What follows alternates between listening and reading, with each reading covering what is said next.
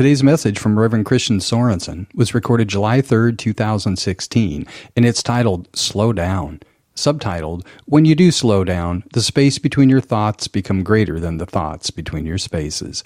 Come visit us at seasidecenter.org sometime, or you can join us in Encinitas, California, where always we have great music, a spirited message, and a joyful, loving, vibrant community which awaits you.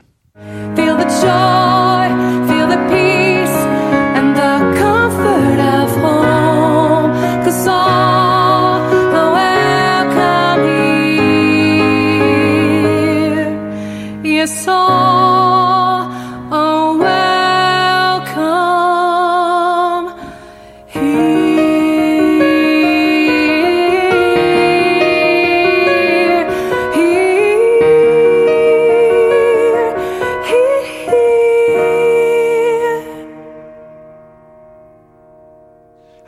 How fun. Here we are, summertime, when the living is easy, and you can relax and let go and surrender and create space for some new feelings to show up in your life, in your world. It amazes me. I put this book together over a year ago, and to think that the title for today would be Slow Down. And I just got back with Callie from a couple weeks in Costa Rica, and we're just slow. It's great. I mean, it got to the point where I was trying to figure out, should I wear a t-shirt or a tank top today? So that's when, it's gotten a little too slow, It's one thing trying to figure out what beach you're going to go to, but the clothes, I don't know. Anyway, it's wonderful to be back with you. But what I really got there was a sense of slowing down, how you begin to connect to different levels of awareness and vibration. Our front porch just sits right on the sand with an estuary, and you watch the birds, you wake up to the howlers and the roosters, and the fish are jumping. And, meditating, it's actually more beautiful to have your eyes open than closed. And the sounds you used to put on like CDs to listen to those sounds, and they're really going on there, and it's just you're in that place. And so I'm going to try to be more present at this service, because the first service I was still zoned out. I was way out there in a different place. But see, that's really part of the message I have for you today, is when you slow down, you begin to create an alternative awareness, or at least a possibility for greater possibilities to see things that you may not normally see because you are caught up in your routine. And so here we are celebrating this weekend, the 4th of July, our independence. And I think about our founding characters that are history. And these guys, in the midst of chaos, they were taking on the one percenters of their time, the West India Trading Company, the biggest corporation on the planet at that time. And they didn't like being taxed without the representation, or whatever the story goes. But rather than being caught up with the anger or the resentment or the angst, they had an ability to create space in the midst of that ferocious energy, to be able to see that there's a different option here. Rather than just throwing tea into the bay, or rather than just rebelling, there's a possibility here. In the midst of this bad situation is a great opportunity. And these guys were amazing. It was a renaissance of consciousness to watch, these guys come. George Washington, who was known for before battles be going off into the woods and praying on his own, and Jefferson and his great mind, and Hamilton and Benjamin Franklin. To think there was this convergence, there was no mistake here. There was something going on that pulled these individuals together to create the new Atlantis, or this utopian country that is based upon our freedom. And the men and the women that got together at time and gave their life for the possibility and to create a constitution that still works today in the courts, that create a fairly fair system, is amazing that it's still here. That's the kind of foresight that can come when you're able to slow down the mind enough and say, you know what, I'm not going to give my power away to the anger or the upset or to the crashing. I'm going to begin to realize that I'm going to see in a new kind of way here.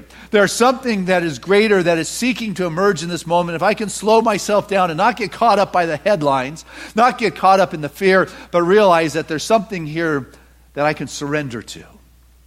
I read a book on this trip by Michael Singer. I had read his previous book, The Untethered Soul. Fabulous book. It was about meditating and having the observing consciousness, the witness consciousness, and it's fabulous.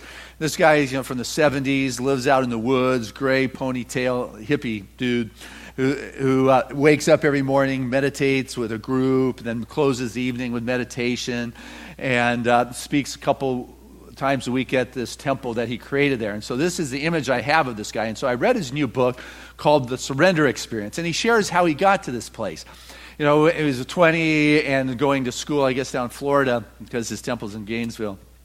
And he was doing the doctoral program. He didn't feel like finishing, and his professor encouraged him to do the thesis. He was like moved, and just wrote it. They pushed, he did it, and did well. And then there was a new university opening, and one of the guys said, "Why don't you come teach some classes?" And he said, "Only under my terms, that I only teach a few classes, part-time." And he would show up, and he'd surrender to the moment as classes continued to swell.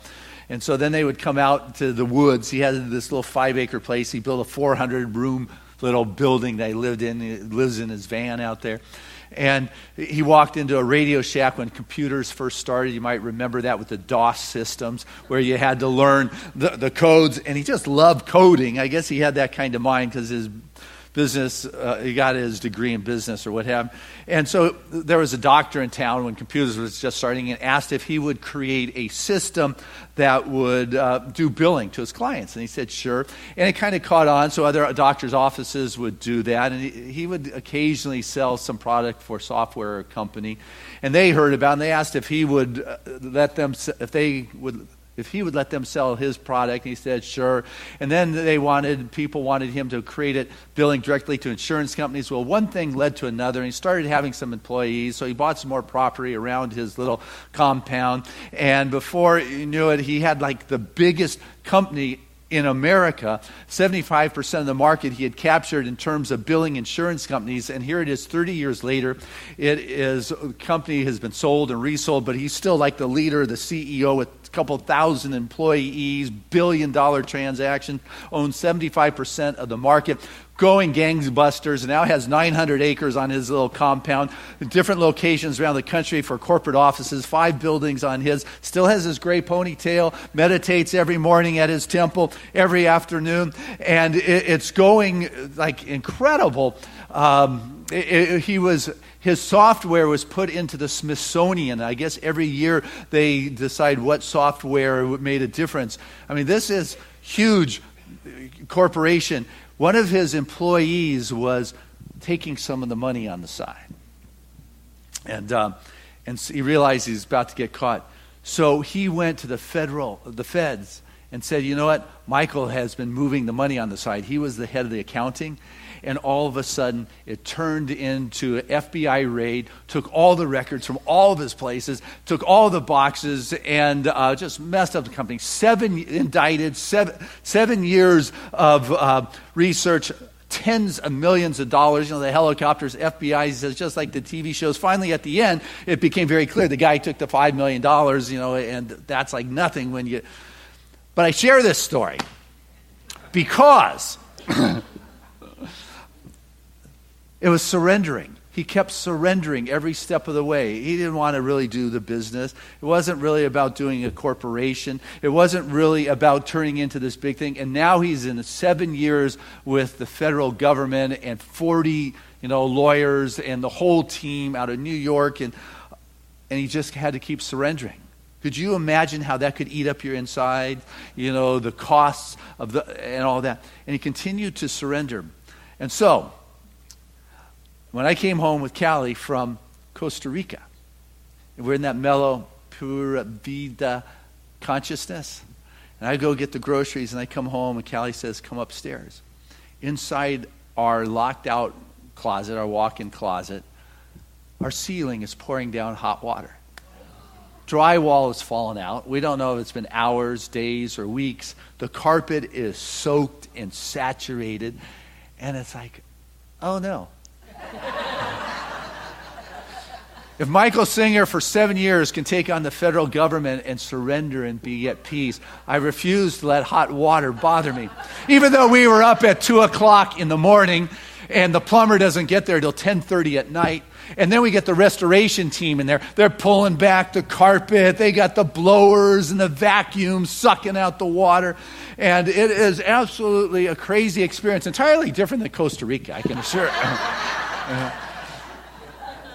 But am I able to have a different state of consciousness as opposed to getting caught up in the trauma, the angst? These founding characters of our country, they are willing to have a vision that was greater than the unfair treatment. This Michael Singer, willing to have a vision of the truth prevailing here. Am I able to not give my power away to hot water dripping out of my ceiling? We're still working on it.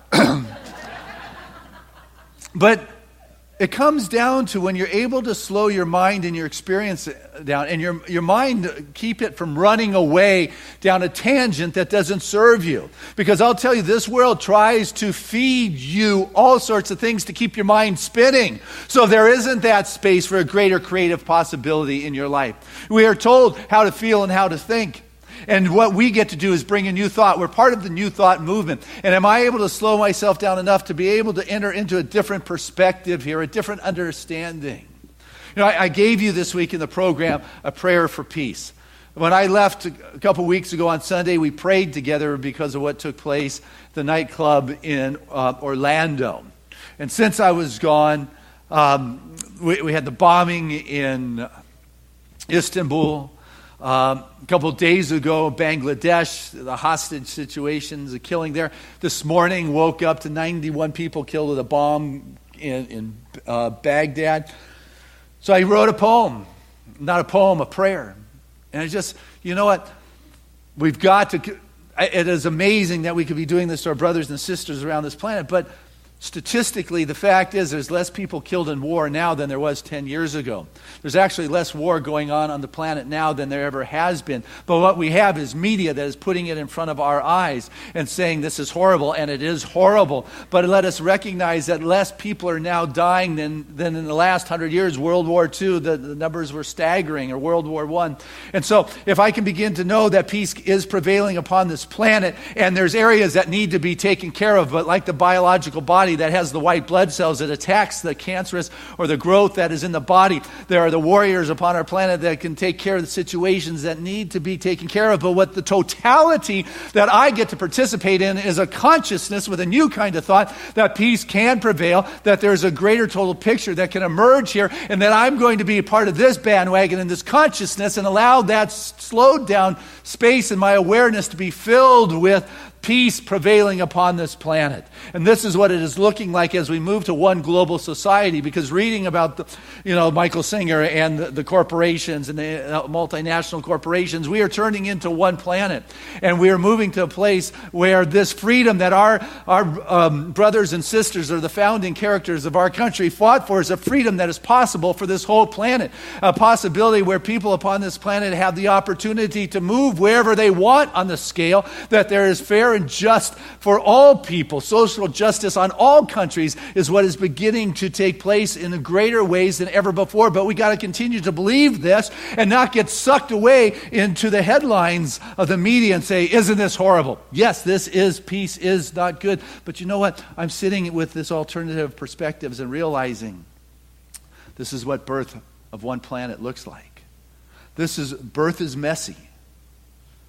And what I've got to know is I've got to move beyond my thinking, because what happens is we see what we're thinking.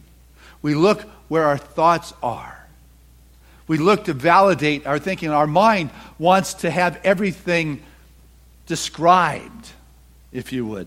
So the mind can begin to take hold of it and say, this is it. And it tends to use the past as our compass.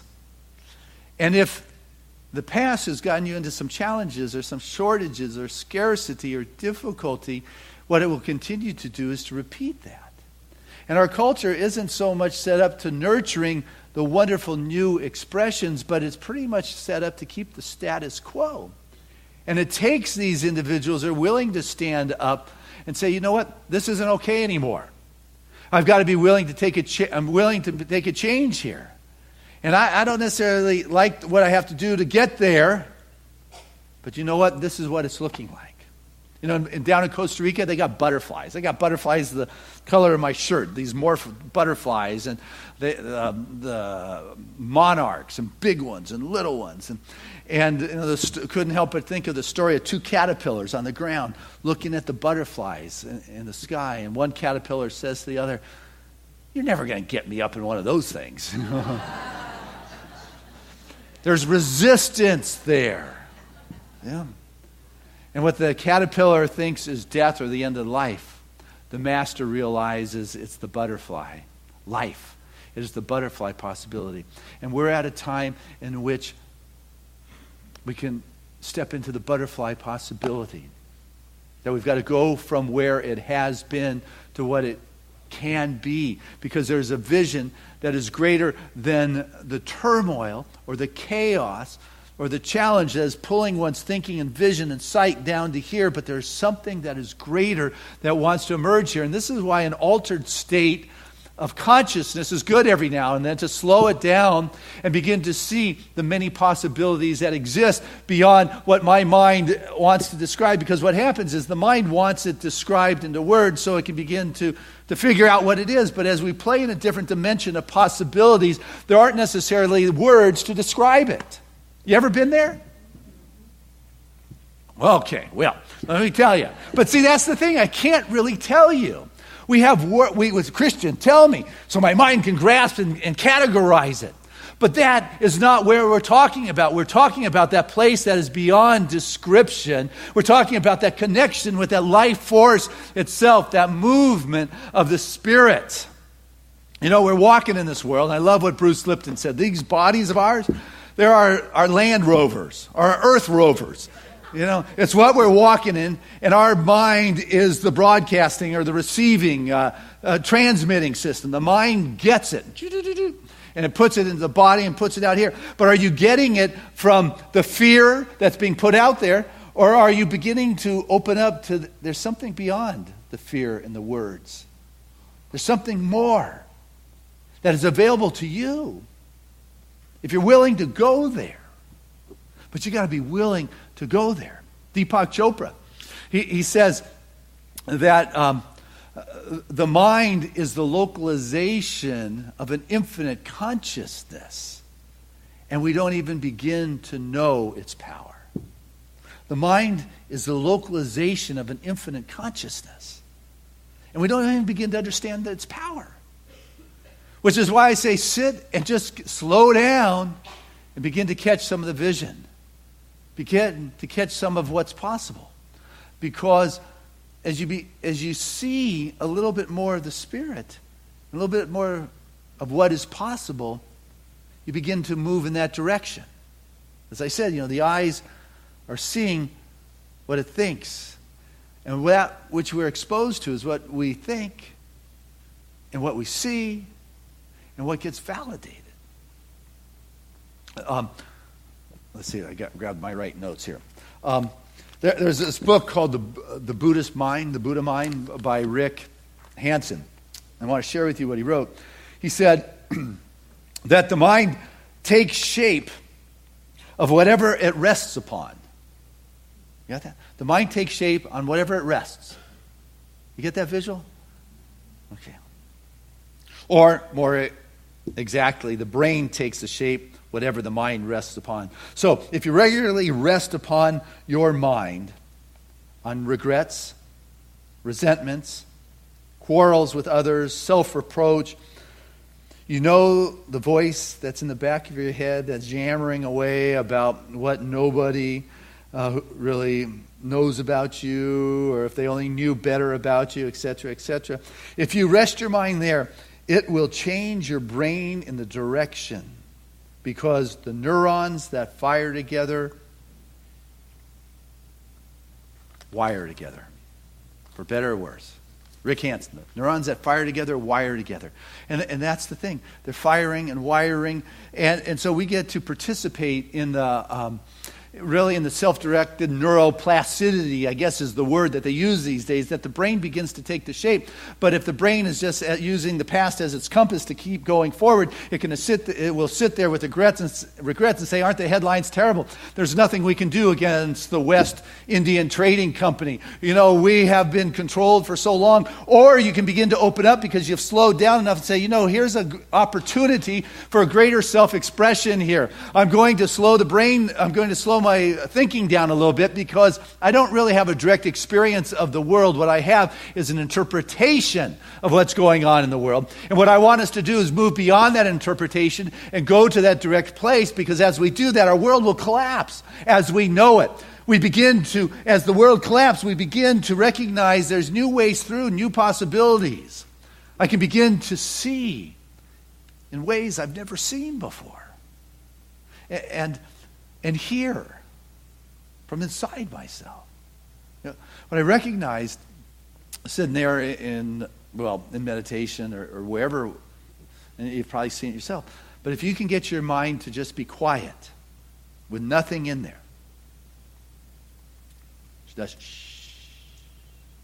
Yeah. And you bring a question to it, or a person, or a situation, and your mind's not yakking away. It's just a void and blank. You bring that into that space. Then what's easy to become aware of is what comes up, what is noticed. It's not coming from the brain then. It is coming from a deeper place. It is coming from a deeper realization. It's coming from a new position, because your brain is not chattering. Your mind is not going. You've got this space, and you bring this situation to you, whether you're looking at being creative or just solving something. You bring it there, and with that comes whatever images or thoughts that they're coming from that void. Because when you meditate, what happens, you'll discover, is the space between your thoughts becomes greater than the thoughts between your spaces. Think about that one. I don't know if I'll get that out there again. But, Heraclitus, he was one of those pre-Socratic philosophers from Greece. He was the era, about 500 BC. And he was a firm believer that just giving you this information or the intuition or the insights isn't very good. You've got to participate in receiving that. It's like giving you a nice, beautiful, juicy apple and chewing it for you. That's not what it's about. And so in his day, one went to the Oracle of Delphi, the Delphic Oracle. And you wouldn't get like a real clear statement. Or like the Zen koans. It's like, what are you talking about here? It's like, I don't get, or the paradoxes. It can be this and it can be that, but this is right, or this is wrong. But what it does is it stretches you and allows you to participate in the emergence of the intuition, of the insight, of the presence, of the greater understanding of a situation that is beyond the headlines, the chatter of the mind or the brain. In his day, he tells the story of Croesus, who was the head of the Lydian Empire, and went to the Delphic Oracle and said, what should I do about Persia? Persia, like this rising nation. And the oracle said that if you attack Persia, a great nation will fall. And Croesus took it as attack Persia. And he went ahead and attacked Persia. And Cyrus, who was the head of Persia at that time, just destroyed the whole empire. And the oracle was right. It was just his empire that was destroyed. See, you've got to go beyond your initial, this is it. Because this could be it. The answer to that oracle, or that image, or that intuition, but it could be this one. Can I look at 2 or 3 or 4 or 5 different answers to that reading that I got? And sit with it.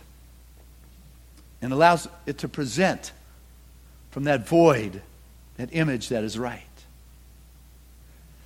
The great Macedonian Alexander the Great was wintering in Gordium. And in that town, he had heard about this knot, the Gordian knot, that was so massive, so intricate, so tight that no one could ever figure out how to untie this massive knot. And Alexander the Great said, hey, give me a shot at it, because he heard whoever could do that would become the emperor of the Asian empire. And so he went there, and he couldn't even find the ends of it. There was it was fruitless, his attempt to try to find the ends to figure out the knot. And so what he did, and so I've been telling you what was important to do, is he sat there with it. Do I do this? Do I that? And then it just presents itself. Business people will talk about this all the time. It presents itself. And when it presents itself, you catch the image, and it's clear. You can feel it. You sense it. Everything. It's like it comes in its totality. And he take out your sword and go whack, and split the thing in half. And obviously became the great emperor of the area. But you know what? Entirely different. No one had ever tried that approach. I just cut the darn thing. Yeah. What happens is, if we can slow down enough, we begin to open up to a greater possibility. We begin to become present for Spirit's new insights and the way in which it can show up in our life. Because our culture, it doesn't necessarily nurture you to become this creative expression. Our schools and the standard school has this core curriculum, and it teaches everybody this certain standard thing, and it really works on structuring so people slip into the slots of careers. It teaches actually survival more than creativity. It doesn't teach to be fiery and passionate and creative and come up with the new ideas, to think outside the box. And what happens is, when we're willing to do that, we come to recognize that we have been overwhelmed by our small story. You got that? Overwhelmed by our small story. What drama are you just caught up in that this is so horrible that you've forgotten to slow down your mind and realize that we can just throw the tea overboard to make a statement? That I'm willing to allow something to present itself because I have created the space beyond the realm of description. I'm willing to enter into a consciousness that is indescribable, that is ineffable, that where it all comes before the brain needs to have it defined so it can categorize it, but I'm willing to play in a spot. And the beauty about what we have here in community is to find a group of beloveds that are willing to love you enough to be honest, to shake you, to wake you, and say, do you remember? You've got that part of you that is so special, that is beautiful, that is creative. It'll slap you into an awakeness. The Hopi Nation said, create a community and be good to it. And don't look elsewhere for leadership, but find it within yourself, because you're the one you've been looking for. You're the one you've been looking for in your life. That answer is not out there, and it's not in the headlines, and it's not in the news. It comes from when you slow down enough to be willing to step into that other world. So you were built to be in two worlds. That multidimensional one that has the images and the feelings and says, cut the knot. It has the whole picture. It's total in its experience. And when you step in, when your soul or your spirit has the totality experience of it all, things are just blown apart. You just got blown out of the lull because you recognize that you've got what it takes. And the other part of you walks in this world. There's some people that are just so airy-fairy, their feet are nowhere near the ground. And that doesn't work either, And then you got those that are so grounded that they miss out on the wonder and the magic and the beauty of it all in this world and the next vibration. Because those founders of our country were amazing in their commitment and their dedication, that they were willing to give their lives and their sacred honor for inalienable rights that as good spiritual individuals you should be entitled to, the fairness and the pursuit of happiness. But these individuals were bold enough. And what has been amazing is from that day on, there have been men and women of our country that have been willing to stand up to defend that kind of freedom. And I truly believe that one day it will be possible around that globe. But truly, the United States is a beacon of light with all of our faux pas and our follies and challenges.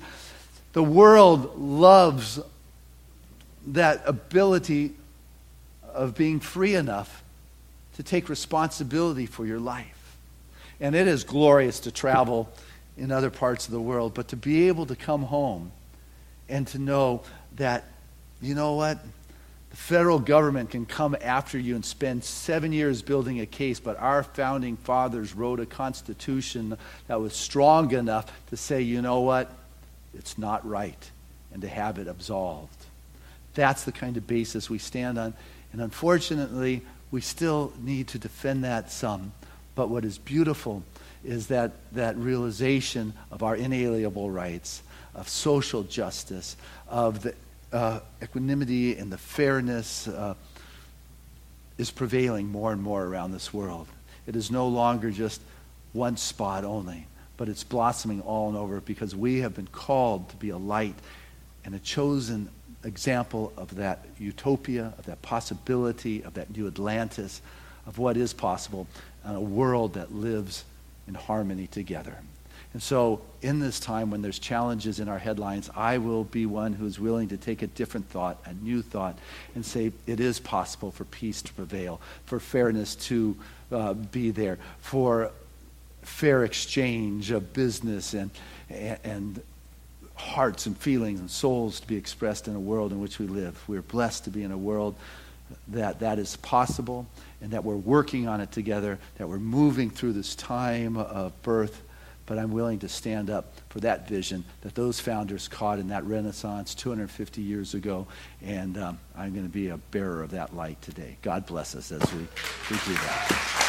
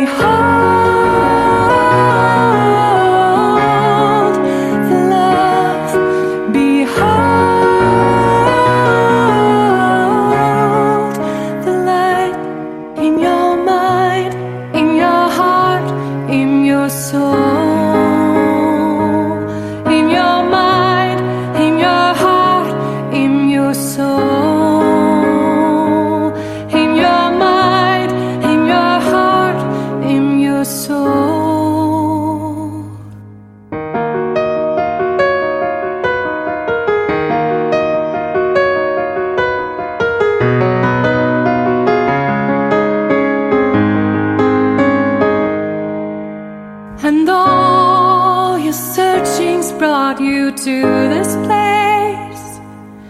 You cry for mercy and you long for grace. Feel the love, feel the light. Won't you come in from the cold? 'Cause all are welcome here. Feel the joy, feel the peace, and the comfort of home. 'Cause all are welcome here. Yes, all are welcome here.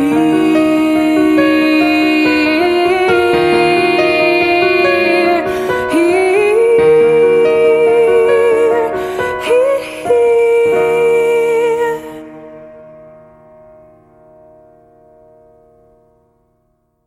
All Are Welcome Here, from the album Path of Light, was co-written by Peggy Lebo and Reverend Christian Sorensen. It's available at www.peggylebo.com.